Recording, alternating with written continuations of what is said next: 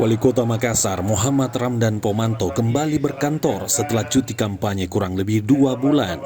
Ia menekankan agar OPD meningkatkan kembali kinerjanya setelah 2 bulan dinilai mandak. Hal itu disampaikan saat memimpin rapat koordinasi bersama seluruh OPD, camat, lurah di ruang Sipakatau, kantor Balai Kota Makassar pada Senin pagi.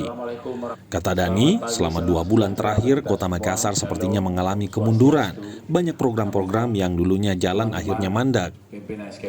Salah satunya sampah-sampah yang bertumpuk di rumah-rumah warga.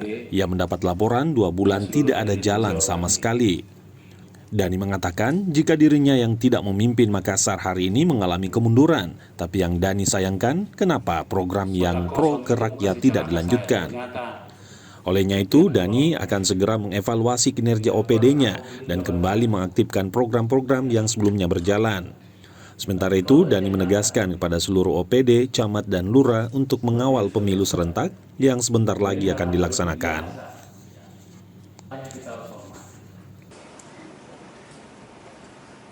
Maka dengan itu, karena ini biasa, jadi saya hari ini kembali aktif.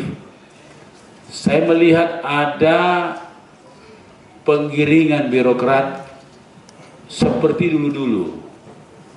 Ya, dulu-dulu itu